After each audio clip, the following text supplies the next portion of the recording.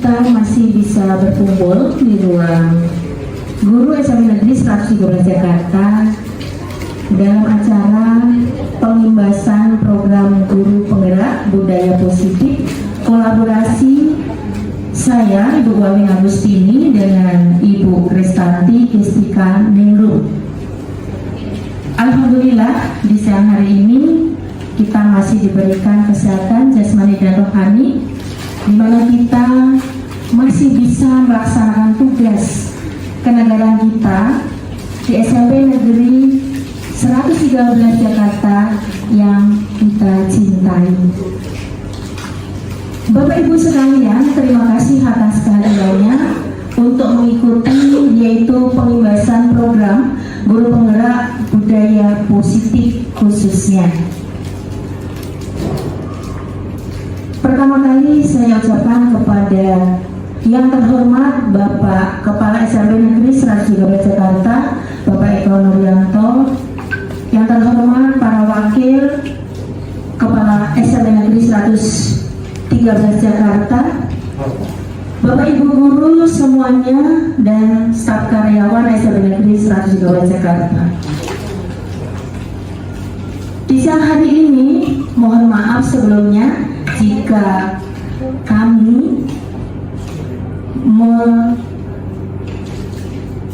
mengganggu untuk rehat Bapak Ibu kalian semuanya, Bapak Ibu terutamanya Bapak Ibu yang seharusnya mengerjakan tugas, dan kami di sini berdua itu mohon, sangat-sangat mohon maaf untuk meluangkan waktu mengikuti pengimbasan program Guru Penggerak, khususnya itu budaya positif.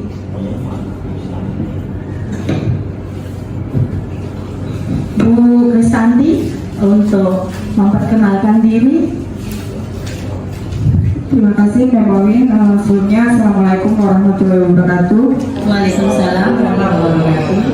Terima kasih kami ucapkan kepada Bapak Eko Nuryanto selaku Kepala SMP Negeri 113 Jakarta, Bapak Ibu Wakil Kepala Sekolah SMP Negeri 113 Jakarta, beserta rekan-rekan guru SMP Negeri 113 Jakarta. Izinkan pada siang hari ini saya bersama Mbak Wawing akan melaksanakan program diseminasi dari pengimbasan Guru Penggerak yang akan kita lakukan secara kolaborasi.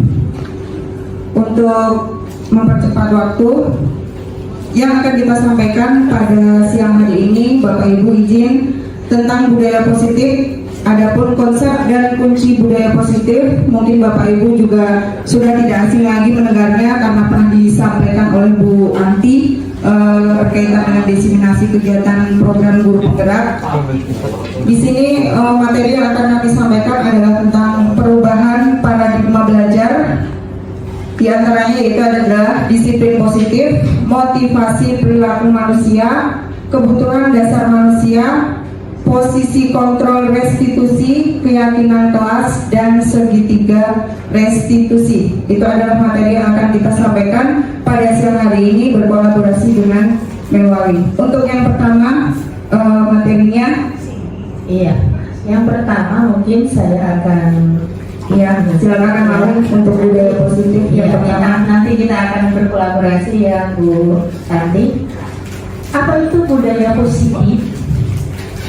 Budaya positif yaitu nilai-nilai dan kebiasaan-kebiasaan di sekolah yang berpihak pada murid agar mereka dapat berkembang menjadi pribadi yang mempunyai karakter sesuai dengan profil pelajar Pancasila. Apa saja itu?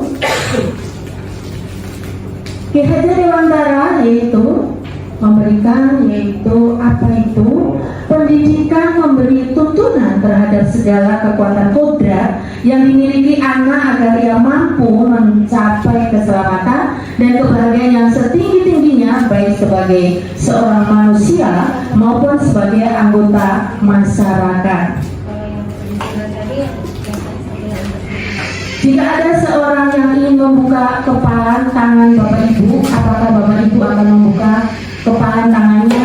Mengapa? Nah, di sini sesungguhnya yang memegang kontrol adalah diri sendiri. Jadi untuk Bapak Ibu, jika kita memiliki sesuatu, ya, kita akan mempertahankan, bisa nggak untuk mempertahankan? Seandainya kita memiliki sesuatu yang berharga yang ada di tangan kita, bagaimana jika ada orang lain untuk memintanya? Apa kita dengan cepat untuk memberikannya, ataukah kita akan mempertahankan hak milik kita? Mungkin Bu Andi bisa menambahkan. Mungkin saya bisa menambahkan, ini pernah dilakukan waktu Bu Andi, waktu itu kita disuruh praktek mengepalkan tangan. Pada saat itu Bapak Ibu, anggap saja di kepala tangan kita itu ada sesuatu yang berharga yang sedang kita kepal. Nah, di situ nanti Bapak Ibu, walaupun diusahakan untuk membuka kepala tangan Bapak Ibu dengan cara entah itu menghardik, merayu, menggelitik, apapun caranya, di situ bagaimana Bapak Ibu akan mengepalkan tangannya itu, melepaskan atau tidak, itu adalah keputusan dari Bapak Ibu. Nah, ini mau melepas kepalanya atau tetap mengepalkannya ini. Nah, jadi untuk kepalan tangan ini sesungguhnya yang pemegang kontrol adalah diri kita sendiri, bukan orang lain. Kita bisa mengontrol di sini dengan kepalan, apakah akan kita buka, apakah tetap kita kepal tangan kita. Nah, Mungkin kita bisa ngasih contoh, Iya. kan? Mungkin Pak As bisa maju sebentar, minta izin, ya. Mohon izin, Pak As. Mohon izin. Sebagai model, iya, iya, sebagai model ya Pak As. Contohnya ini, ada sesuatu yang saya kasih ke Pak As. Nah, sekarang agak sini, ya, agak sini. Mungkin gini Mem, Ya. untuk contohnya Pak As, mohon maaf, di sini kepalan tangan ini ada sesuatu yang sangat berharga bagi Pak Aas, ya. tapi milik barang berharga milik Pak Aas. Iya. Nah, coba Mem rayu Iya. sebisa mungkin apakah Supaya. Pak Aas bisa membuka kepalan tangannya. Iya, ini adalah sesuatu yang berharga dari Bapak. Ya. Bagaimana seandainya bisa saya pinjam sebentar? Ada sesuatu yang perlu untuk saya pinjam. Ya, gimana Pak? Jangan akan diambil. Saya perlu sekali Pak. Karena saya butuh Pak Hasan, ada orang pertama yang perlu membutuhkan. Enggak, nanti aja saya aja ngasihkan. Tidak mau. Enggak mau takut diambil. Nah, coba Pak, saya akan memberikan tetangga sebelah Pak. Jangan, orang ini berharga buat saya. Ngapain diberikan? Pinjam Pak, nanti saya ganti 2 kali lipat Pak. Enggak usah. 4 kali 4 kali Enggak lipat. butuh. Ya betul, gak ragu-ragu. Enggak mungkin nanti hilang lagi. Ya udah gini Pak, tahun depan mungkin ini akan bertambah lebih banyak, dan untuk kebutuhan tetangga-tetangga lebih dari 1 Enggak orang. mau, udah segini saja. Oh, Udah saya jangan sebutin. yakin Pak. Iya. Enggak mau. Yakin Pak Aas? Ya udah, terima kasih Pak Aas. Beri tepuk tangan untuk Pak Aas. Ya, jadi Bapak Ibu, intinya untuk kontrol itu memang terdapat pada diri sendiri. Nah, di sini dijelaskan tidak ada seorang pun yang bisa mengontrol kita.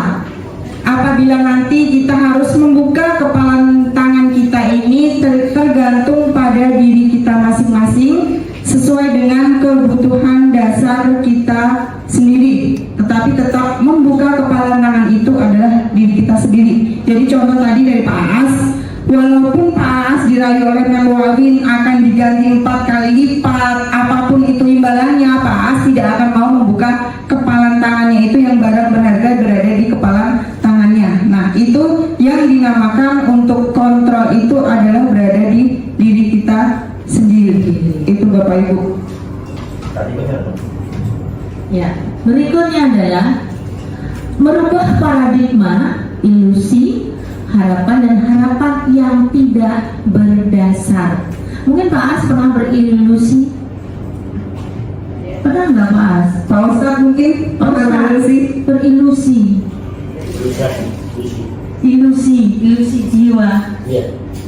Pernahkah Pak Ustadz? Sering. Oke. Sekarang saya tanya, apa sih yang ada di benak Ustadz? Apa sih kata ilusi menurut Bapak? Mohon maaf. Spontan imajinasi yang terpikirkan, yang tidak dipikirkan gitu, datangnya secara tiba-tiba. Kemudian kalau ilusi bayangan saja, bayangan mungkin gambaran yang ada dalam alam pikiran kita. Itu menurut saya. Iya. Ya, terima kasih, tepuk tangan untuk Pak Ustadz. Iya. Mungkin ada lain, yaitu ilusi berdasarkan Pak Kiki.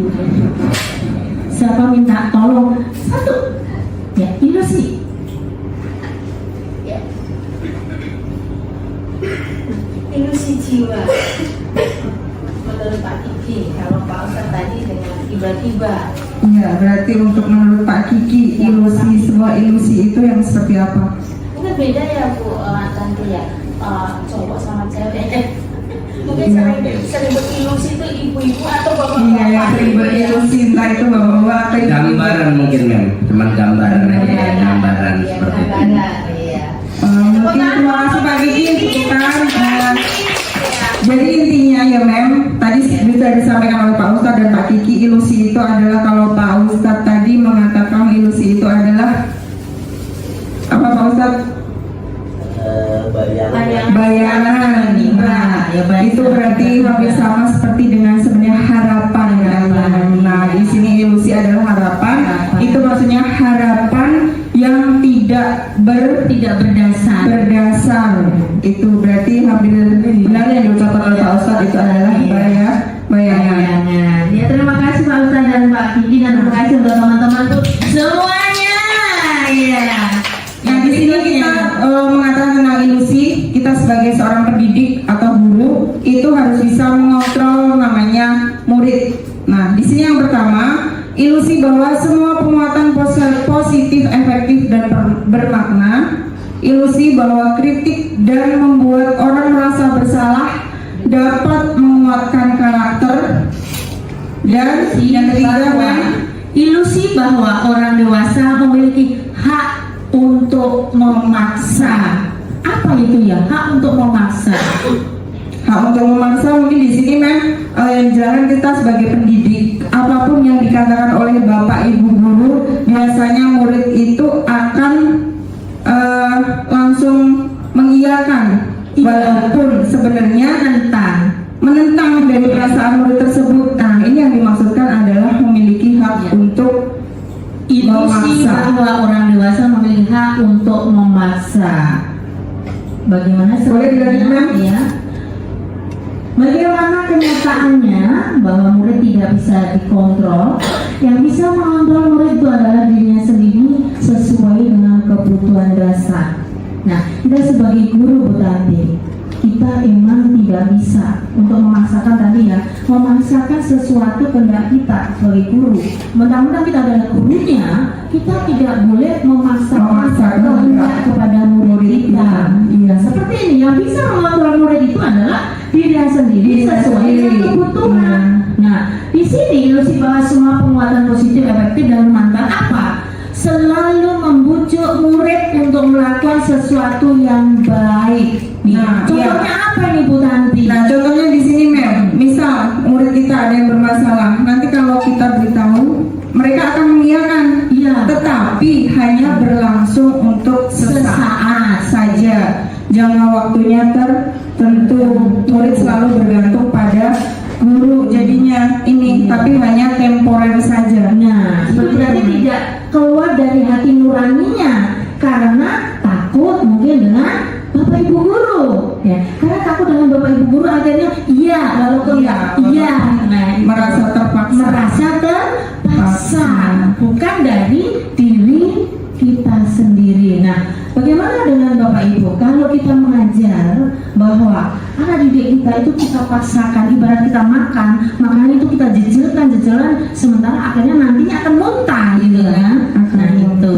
Oke Mem, sebelum masuk ke materi yang kedua, disiplin positif Mem, boleh dikasih ice breaking dulu Mem? Iya. Biar teman-teman yang ngantuk. Sudah ngantuk semuanya ya teman-teman, apalagi jam segini ya. Saya lihat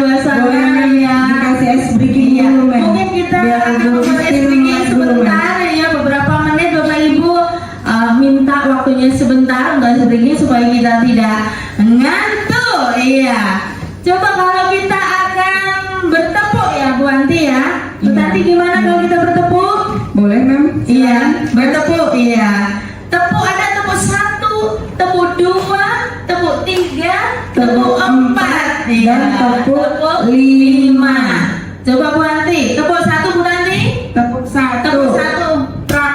Tepuk 2, prok, prok. Tepuk 3, prok, prok, prok. Iya. Tepuk 4 berarti 2, 2. 3 ke atas, kanan, kiri, atas. Coba kalau 4, coba. Ya. Tepuk 1, tepuk 2, tepuk 3, tepuk 4. Iya. Tepuk 5. Iya. Tepuk 5. Nah, iya. 2 kali tepuk tangan. Jadi tepuk pertama 1, tepuk 2 1, tepuk 3 1, 2 ke atas 1, tepuk 4 1, 1, 1, tepuk 5 1, 1, ke atas 1. Ya. Coba mari kita berdiri sebentar ya Bapak Ibu ya. Mohon izin waktunya sebentar. Ya. Oke, terima kasih semuanya. Mulai tepuk 1, tepuk 2, tepuk 3, tepuk 4, tepuk 5. 2 kali tepuk 5. Iya, terima kasih teman-teman. Teman-teman kita semuanya. Iya, terima kasih Bapak Ibu. Supaya kita agak longgar, turun tangan kita longgar, otak kita juga semuanya. Kita lanjutkan yaitu Yang kedua, materinya adalah disiplin positif. Apa itu yang dinamakan disiplin? disiplin. Apa yang terbayang di benak Bapak Ibu sebagai guru? Apa sih disiplin itu menurut Bapak Ibu? Disiplin. Apakah disiplin itu karena sesuai dengan aturan yang ada di buku, ada di papan, apa tertulis? Coba mungkin Pak Wahyu, apa sih disiplin itu?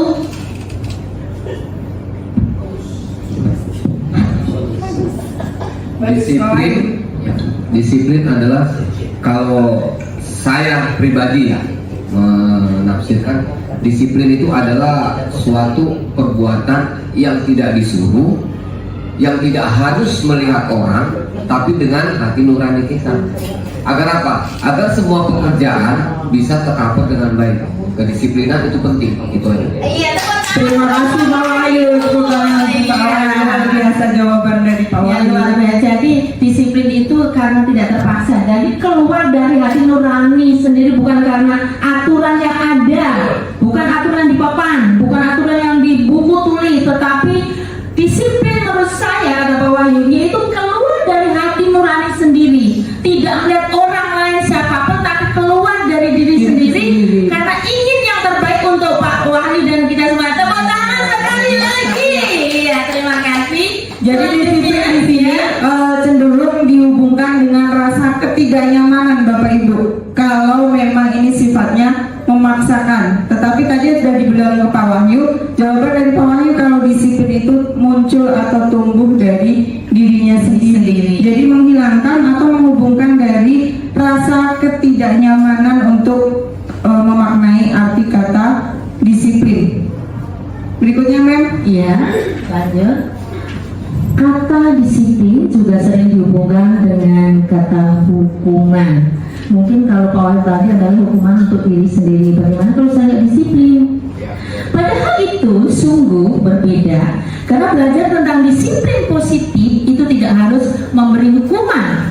Justru itu adalah salah satu alternatif yang harus dihilangkan. Nah, sekali lagi ini Bu Andi. Padahal itu sungguh berbeda karena belajar tentang disiplin positif itu tidak harus memberi hukuman. Justru itu adalah salah satu alternatif yang harus dihilangkan. Jadi mungkin ini Bapak Ibu, untuk kata disiplin itu kita sebisa mungkin untuk menimbulkan rasa disiplin ke anak itu dengan cara menghilangkan sebuah hukuman. Iya. Untuk menimbulkan rasa disiplin itu ya Mem. Iya.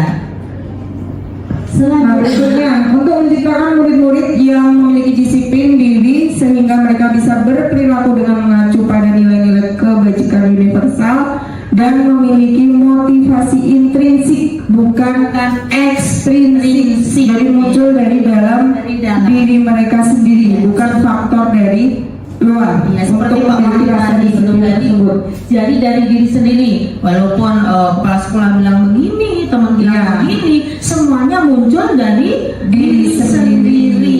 Ya, terima kasih.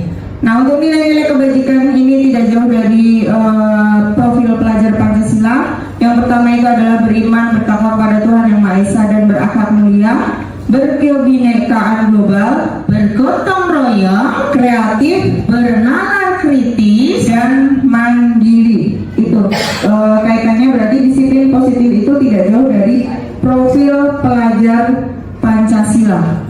Nah, apa saja motivasi perilaku manusia, di mana untuk pertama yaitu untuk menghindari ketidaknyamanan atau hukuman. Nah, ini sering terjadi di sekolah kita di SMP Negeri 113 Jakarta ini, Bu Tanti. Bagaimana untuk menghindari ketidaknyamanan atau hukuman untuk anak-anak kita?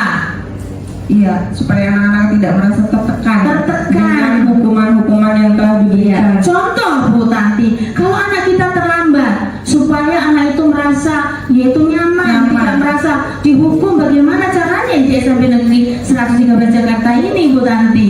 Mungkin ada wakil kesiswaan akan memberikan apa sih yang Untuk dimaksud menghindari untuk menghindari ketidaknyamanan hukuman ya, anak yang terlambat supaya nyaman dan tidak merasa dihukum dan jerak pada dirinya sendiri. Iya. Oh ya, saya kalau umpama saya terlambat tuh nggak enak, mungkin minta tolong ini, mohon maaf ini dari wakil kesiswaan kita Bapak Suharna SPD. Terima kasih Pak Mon.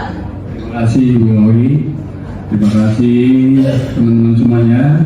Nah, saya sudah menjelaskan apa tadi Bu? Menghindari ketidaknyamanan atau hukuman bagi murid yang terlambat, begitu Bapak. Khusus terlambat ya? Iya. Oke, baik ya. Kalau ada murid kita yang terlambat ya, ini kita bicara disiplin positif ya, kayak disiplin positif.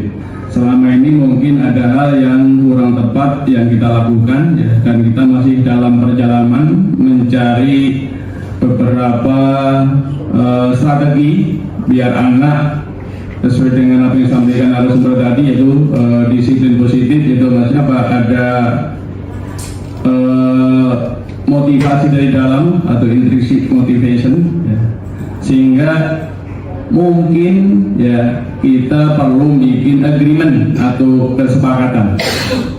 Misalkan kalau anak datang terlambat ya mungkin kita jelaskan dulu ini, karena kalau langsung suruh milih, anak mungkin akan milih sesuka dia. Nah, apalagi kalau anak kan belum ibaratnya apa, kalau orang tua kita guru mungkin pernah jadi anak, Ibu Wawin, Bapak Ibu semua. Tapi kalau anak mungkin belum pernah jadi guru, sehingga hal-hal apa yang dikehendaki anak belum tentu itu nanti baik. Tapi kalau kita berdasarkan pengalaman, mungkin apa ya kita jelaskan dulu. Misalkan kalau terlambat, kita jelaskan dulu apa sih efeknya terlambat. Misalkan kalian nanti suatu saat melamar pekerjaan, misalkan mau interview jam 7 harus datang udah masuk ruangan, ternyata kamu datangnya jam 8, kira-kira bagaimana bayangan kalian? Apakah masih ada kesempatan atau tidak diberi kesempatan? Padahal yang antri banyak, yang dibutuhkan hanya 5, yang melamar 1000. Apalagi kalau mau masuk ASN atau masuk tentara atau polisi ya. Mungkin dengan begitu anak membayangkan, oh iya efeknya nanti. Sehingga Pak, setelah anak dikasih pengertian ya terlambat, bahwa terlambat itu nanti akan ada efeknya. Efeknya untuk ke depan, kalau ini jadi pembiasaan. Efeknya apa tadi? Ya mungkin akan kehilangan kesempatan. Suatu saat nanti dia harusnya tidak terlambat, tapi karena dia kebiasaan terlambat, akhirnya apa? Akhirnya pun akan apa? Hilang kesempatan. Atau misalkan karyawan atau pegawai ya masuk kerja jam 8, ini kita di struktural, bisa di struktural. Datangnya jam 8.90 ya, karena dia biasa terlambat, kira-kira bagaimana sikapnya atau yang dialami apa? Mungkin akan dipanggil mungkin akan diberi peringatan atau dibikin surat peringatan atau bahkan mungkin dikembalikan atau bahkan bisa hukuman yang berat karena sering apa? Bisa dipecat. Sehingga apa, ini bisa memberikan gambaran anak, oh ya nanti efeknya nanti ke depan bukan sekarang. Nah setelah itu apa? Karena anak udah tahu efek dari terlambat itu apa? Nah, kita bikin agreement Bapak Ibu, kesepakatan. Kalau kamu nanti terlambat, kira-kira sanksinya apa?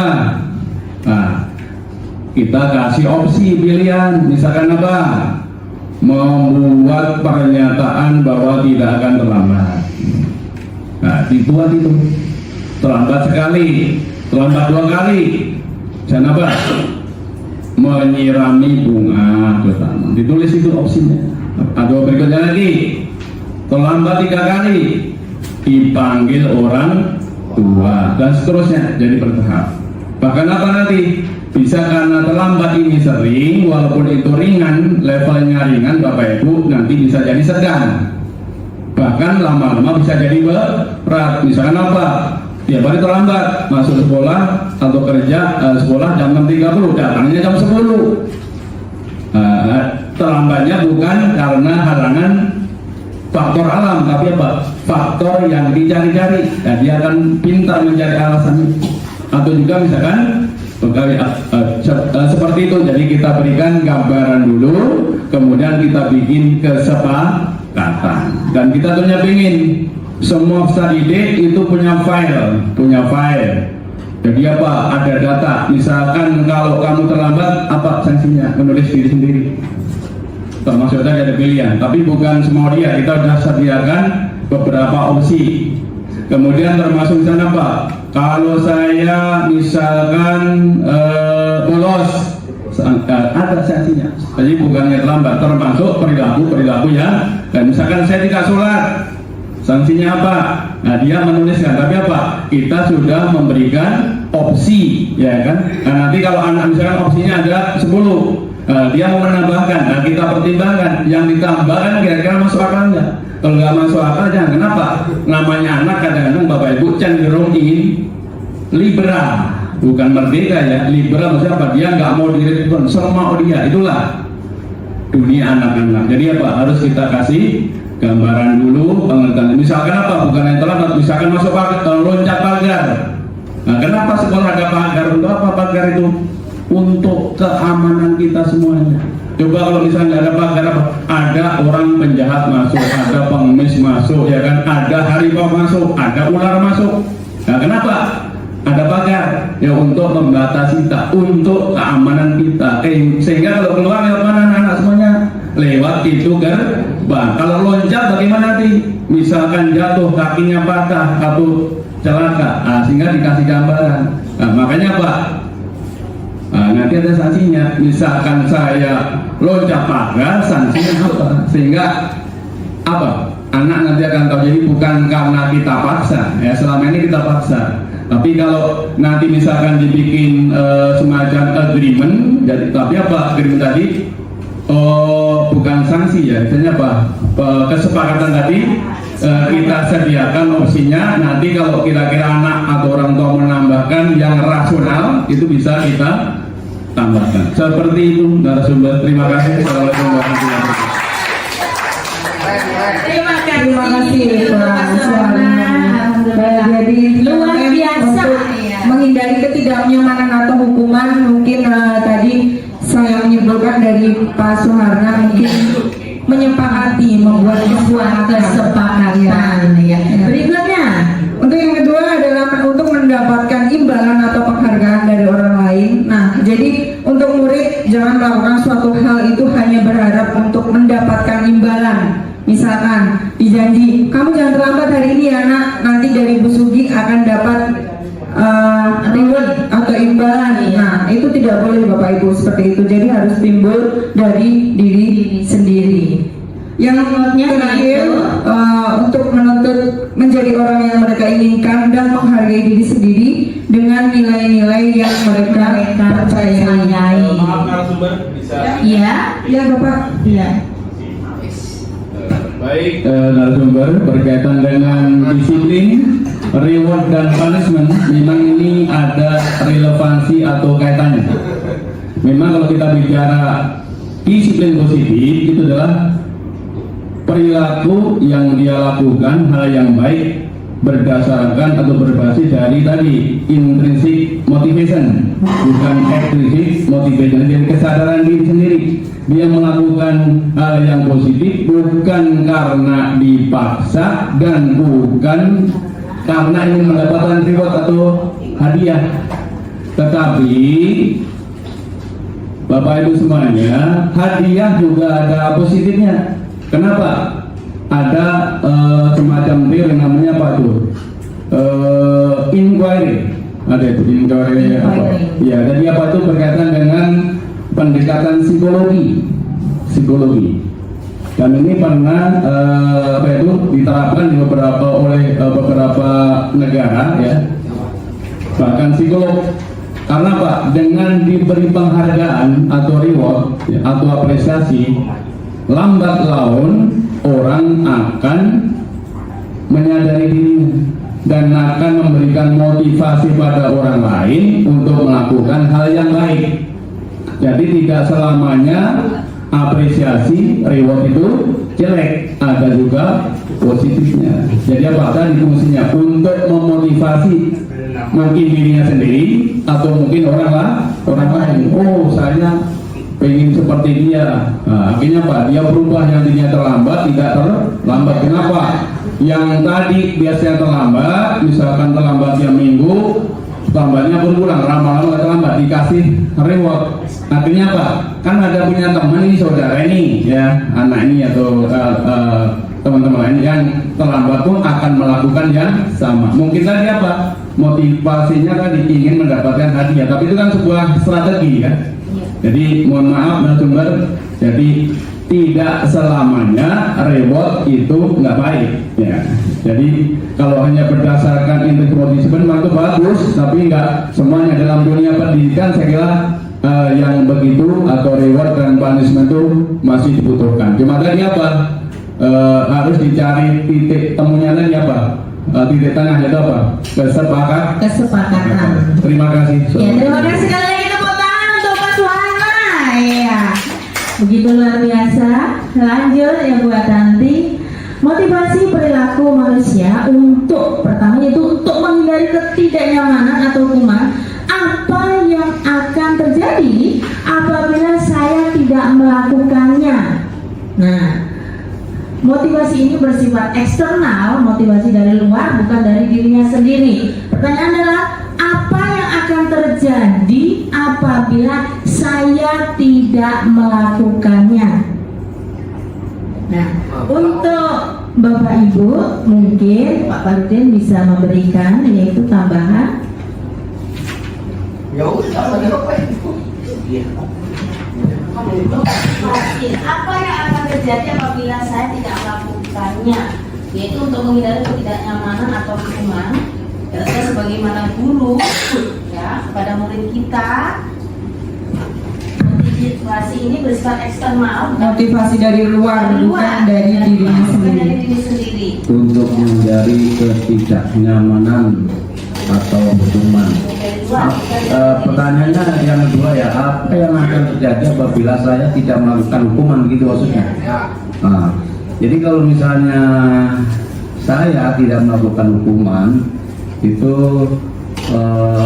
apa namanya ya, bukan apa-apa sih, saya kadang-kadang juga di kelas melakukan hukuman gitu. Kalau misalnya nggak ada hukuman, ini kan bagi saya kan hukuman merupakan pelatihan juga, jadi siswa harus bertanggung jawab juga gitu ya.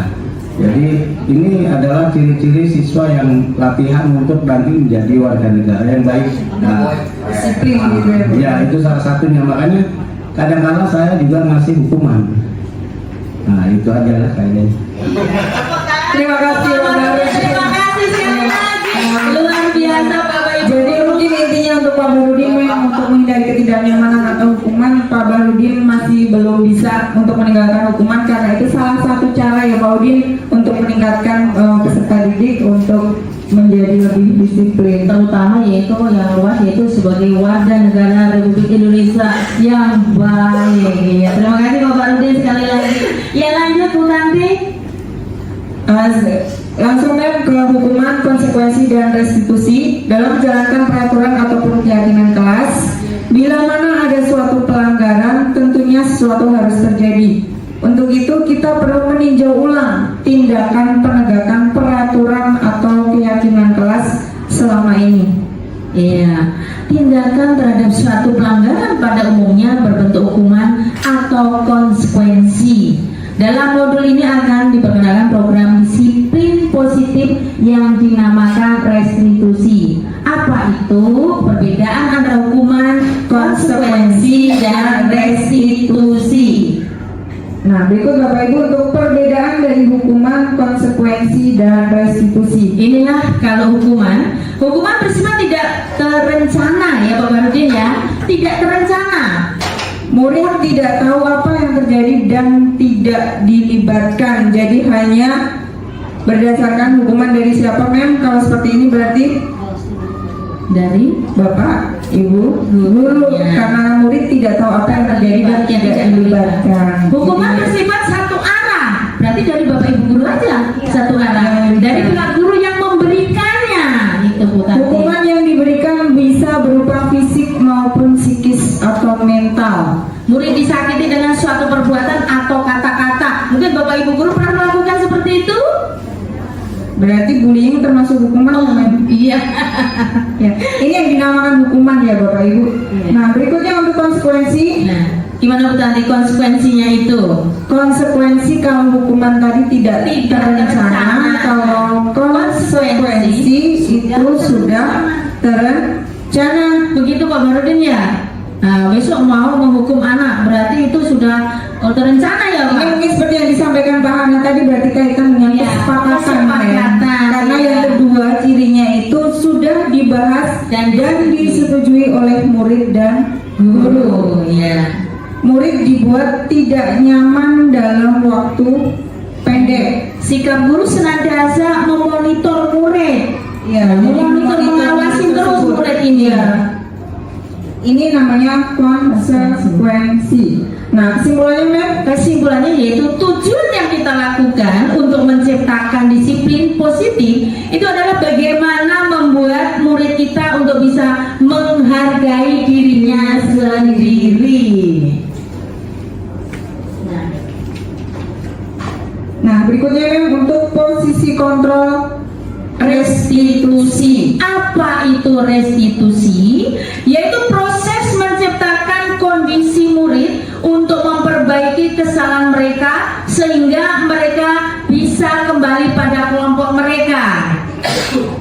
restitusi di sini mungkin melibatkan bagi peserta didik atau murid untuk menyadari kesalahannya sendiri, Bapak Ibu. Jadi kita tidak boleh memberitahu, misal anak ini tadi jalan, jajan, buang sampah sembarangan, tidak pada tempatnya, tidak di tempat sampah. Dengan sengaja mereka membuang sampah tersebut. Nah, perlu itu kita panggil misal, tapi kita tidak boleh langsung memberitahu apa kesalahan murid tersebut. Mereka harus menyadari apa kesalahan yang sudah Yang telah dilakukan. dilakukan. Nah, Boleh dijelaskan kan untuk posisi kontrol restitusi? posisi kontrol restitusi membantu murid menjadi lebih memiliki tujuan, disiplin positif, dan memulihkan dirinya setelah berbuat salah. Penekanannya membukakanlah pada bagaimana berperilaku untuk menyenangkan orang lain, namun tujuannya menjadi orang yang menghargai nilai-nilai kebajikan yang mereka percayai. Ya, itu adalah posisi kontrol dari restitusi. Nah, berikut ada 5 posisi kontrol yang harus dimiliki oleh guru. Nah, satu Yang itu, pertama itu adalah penghukum, kedua posisi sebagai teman, sebagai manajer, pembuat merasa bersalah, dan pemantau. pemantau. Nah, mungkin akan dijelaskan di sini untuk penghukum. Nah, di sini contohnya untuk posisi penghukum, perilaku kontrol negatif guru berbuat menghardik, menunjuk-nunjuk, menyakiti, serta menyindir, mem. Ini adalah menghukum. Kalau kamu tidak melakukannya, saya akan sambil menunjuk-nunjuk, Bapak Ibu. Ini adalah tidak mengerjakan tugas ini Pak Barudin, saya akan. kamu tidak boleh masuk kelas, atau mungkin hukuman yang lain. Kamu harus membersihkan kamar mandi. Nah, ini adalah di posisi penghukum. Nah, hasilnya Bapak Ibu dari posisi penghukum itu, di situ hasilnya peserta didik atau murid akan memberontak, mendendam, dan menyalahkan orang lain. Ini akibatnya. Mana maaf, saudara Tuhan. Oh iya Pak. Terima kasih. Seperti tadi yang sampaikan tadi ya, kita kan menerapkan ya hukuman berkaitan dengan anak yang melanggar ya peraturan atau apa, itu kan dikaitkan dengan sekolah bersih ya, untuk Iya. ngepel, untuk membersihkan WC, termasuk saya juga begitu. Itu bagaimana kira-kira menurut narasumber? Selama ini kan, Selama misalkan, ini. di kelas misalkan belajarnya nggak serius atau terlambat kan, tapi anak apa suruh ngepel ya, anak yang tidak serius melakukan kebiasaan misalkan harus itu apa suruh nyirami bunga ya, seperti ini bagaimana nih menurut narasumber? Terima kasih, mohon penjelasannya. tidak boleh sebagai posisi penghukum. Iya. Di posisi seperti ini guru tidak boleh sebagaimana penghukum, Pak. Ya, jadi anak yang terlambat itu kita tidak boleh menghukum. Berarti selama ini kita kan Nah, nggak pas kan? Iya, kurang Nggak pas. Kurang pas, Pak. Tapi kan pada waktu proses ini sudah kita sampaikan pada orang tua, karena memang kita ada sekolah visi kaitan dengan bersih ya. Bersih. Ya, sehingga Pak ini sebenarnya udah minta pendapat orang tua, dan orang tua yang hadir walaupun nggak hadir semuanya bersepakat tidak keberatan. Bagaimana nih bro narasumber? Kan udah sepakat ini. Udah kesepakatan. Nah, untuk kesepakatan kita jika sudah disepakati dengan orang tua, kalau menurut restitusi kontrol di sini sebetulnya kita tidak boleh menghukum sebagai guru, Bapak. Tetapi kita memanggil anak itu supaya merasa tidak bersalah. Jadi kita arahkan supaya anak itu di dalam restitusi itu ada nantinya ada seperti kerucut ya Bu Tanti ya, segitiga itu nanti kita akan melihat ke situ kita seperti apa sih posisi kita sebagai guru gitu. Jadi nanti kita akan jelaskan ke masalah seperti itu. Masih bingung nih, maaf ini. Materi kita nanti kita Oke. masih ada lagi. Oke. Kita ingin penjelasan sekarang bersumber ya kan, untuk mengaitkan ya. Ini kan kita alami semua ini sekolah kita, Iya. sumber ini bahwa kita kan segala hal itu kaitan dengan kesepakatan ya, bukan hukuman ya. Bukan hukuman, Itu diberikan untuk membersihkan lingkungan sekolah, misalkan ngelapin kaca, nyapu, ya kan, mengutin sampah, ya kan. Oh, yang terlambat satu Pak Wali pergi ambil sampah, 20 biji kumpulin, taruh itu, hitung. Nah, seperti itu bagaimana ini? Kira-kira Kalau sesuai atau tidak gitu? sebenarnya tidak sesuai Pak untuk menghukum itu, cuma karena kesepakatan jadi merasa peserta didik itu tidak merasa bersalah atau tidak merasa dihukum, merasa anak itu nyaman ya fine-fine aja gitu, karena kita sudah sepakat. Jadi anak itu merasa bekerja karena untuk dilihat bahwa saya menyadari bahwa saya itu adalah yang salah gitu. Jadi tidak membuat anak itu dendam disuruh guru untuk mengutin sampah atau membersihkan itu. Ya, sependapat anaknya sih ya mungkin kita nggak tahu ya. Iya. Ya, menerima atau setengah menerima atau terpaksa, kalimat itu kan datang dari orang yang punya power, Iya. sekolah atau guru kan. Iya. Dia pasti akan tunduk patuh siap melaksanakan komandan atau bapak ibu guru kan. Nah, cuma tadi persoalan tadi kan harapannya kan anak tersebut tidak melakukan hal yang Lagi, sama. ya. Tapi buktinya anaknya itu aja. Itu saja. Masih ulang-ulang, sehingga sepertinya kok kurang pas gitu yang udah kita sampaikan, udah disepakati, tapi kok nggak pas. Buktinya anaknya itu aja. Iya. Kalau disebutkan fikar lagi, hati lagi. Dibagi lagi. Ya, seperti ini bagaimana ini? Iya. Berarti itu dikembalikan pada manusianya, Pak, karena anaknya itu saja gitu. Kok kenyataannya anak yang lain tidak gitu kan? Anak yang lain mungkin satu udah jerak gitu, menyadari bahwa itu adalah salah. Tetapi anak itu berarti harus ditanya benar-benar, kalau perlu itu harus dibawa ke psikiater, Pak. Atau mungkin nggak cocok kali ya? Nah, mungkin tidak cocok di sekolah ini, mencari, harus dicarikan sekolah yang lebih cocok untuk dia. Itu nggak apa, maksudnya Pak disuruh nyari tapi hukumannya nggak itu kali. Nah, ya bisa. Mungkin suruh Iya. apa kali ya? Nah, sesuai dengan hatinya. Mungkin materi kita yang kita sampaikan ini setidaknya kita berikhtiar lah, jangan sebagai posisi kontrol, sebagai penghukum, karena nanti akan kita jelaskan juga di segitiga restitusi. Berikutnya sebagai penghukum untuk posisinya pembuat merasa bersalah. Di sini guru berbuatnya berceramah, menunjukkan kekecewaan yang mendalam. Nah, jadi murid merasa di sini hasilnya akan menyembunyikan, menyangkal dan berbohong. Jadi seolah-olah murid itu jadi merasa bersalah gara-gara nanti gurunya bilang kamu sudah mengecewakan ibu dan bapak beberapa kali, bapak ibu bilang jangan terlambat. Nah, di situ akan membuat posisi murid menjadi pembuat merasa bersalah. Nah, berikutnya untuk posisi kontrol teman. Perilaku kalau positif itu diantaranya guru berbuat apa sih? Membuatkan alasan untuk murid-muridnya. Dan guru berkata, lakukan demi bapak ibu. Ya sudah, nanti bapak ibu bereskan. Nah, ini posisi sebagai teman. Apakah boleh bapak ibu kita memposisikan diri kita sebagai pendidik untuk posisi teman? Istilahnya berarti menutupi kesalahan dari murid kita. Nah, hasilnya nanti untuk murid-murid kita akan menjadi ketergantungan kepada guru tersebut. Bagaimana mendukung posisi teman? Pendapat Pak Wahyu, setujukah jika guru adalah posisinya sebagai teman?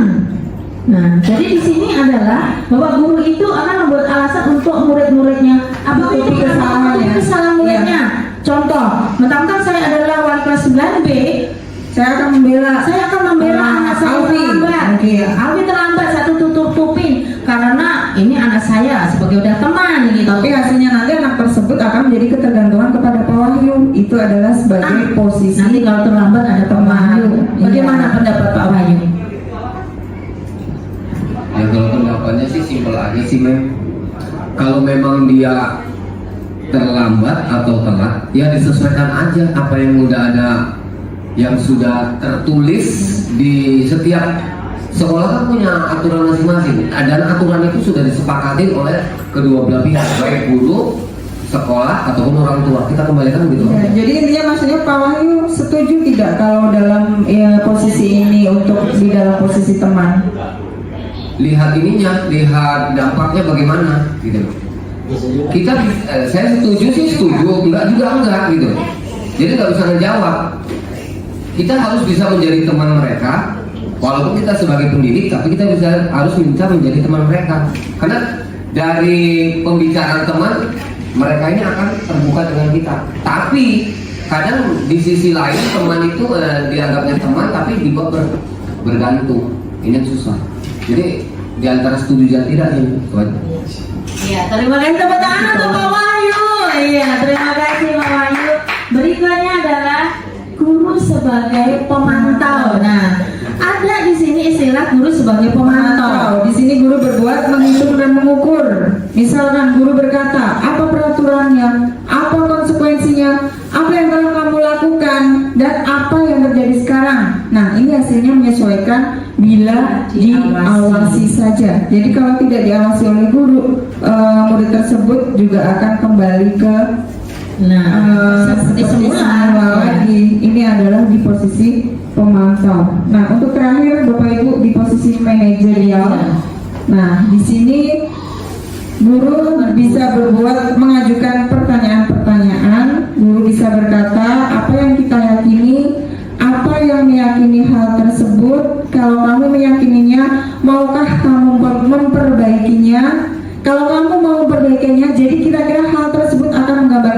tentang dirimu. Nah, hasilnya menguatkan watak atau karakter. Nah, di manajerial ini mohon izin Bapak Ibu, setidaknya kita berikhtiar, walaupun memang kita sudah tahu kondisi peserta didik di 113 seperti apa. Insya Allah kita berikhtiar kita memposisikan diri kita di manajer atau di manajerial. Nah, di sini murid setidaknya ya mungkin memang agak susah kalau melihat kondisi di sekolah kita untuk menyadari kesalahan dia sendiri, untuk bisa memperbaikinya seperti apa. Ini harus memang disadari dari peserta didik atau murid itu sendiri. Seperti itu Bapak Ibu. Mungkin Mem akan menambahkan. Iya, kita sebagai peserta didik, sebagai seorang guru, emang kita susah menempatkan diri, apalagi di SMP Negeri 113 Jakarta ini peserta didik kita, yaitu latar belakangnya banyak sekali dari faktor ekonomi dan masyarakat yang seperti ini, dengan sosialnya masyarakat yang seperti ini. Kita tahu bagaimana kondisinya masyarakat, dan kita sebagai guru kita yaitu memposisikan sebagai manajer. Kalau umpama kita sebagai guru tidak pandai-pandai mengatur, menasihati, mengawasi dan sebagainya, mau apa jadinya peserta didik kita ini yang seperti kita harapkan untuk kedepannya. Jadi insya Allah Bapak Ibu sama-sama kita berikhtiar untuk menempatkan posisi kita di posisi manajerial demi kemajuan SMP Negeri 113 Jakarta. Ya, berikutnya Bapak Ibu yang berbahagia, yang kami hormati, di siang hari ini yaitu tentang keyakinan kelas. Sebagaimana Bapak Ibu guru yang mengajar di kelas, Ya, apalagi sebagai Bapak Ibu wali kelas, Mem mohon izin untuk keyakinan kelas ini adalah nilai-nilai kebajikan universal yang disepakati secara tersirat dan tersurat, lepas dari latar belakang suku, negara, bahasa maupun agama. Jadi di dalam kelas Bapak Ibu, terutama wali kelas, kalau bisa guru mata pelajaran pun juga bisa membuat keyakinan kelas. Jadi kita memberikan kesepakatan kepada anak-anak tersebut menulis semua apa yang diinginkan di dalam kelas tersebut. Bisa Bapak Ibu membagikan kertas post-it di situ, silakan ditulis, semua peserta didik menulis. Nah, di situ pasti setiap anak akan memiliki kemauan masing-masing. Nah, itu nanti Bapak Ibu tempelkan di kertas post-it Mem ya. Terus setelah itu kita buat kesimpulan. Jadi misal pasti ada Bapak Ibu nanti yang akan menulis kelas ada AC, kelas ada tisu, pasti ada yang seperti itu untuk menuliskan keyakinan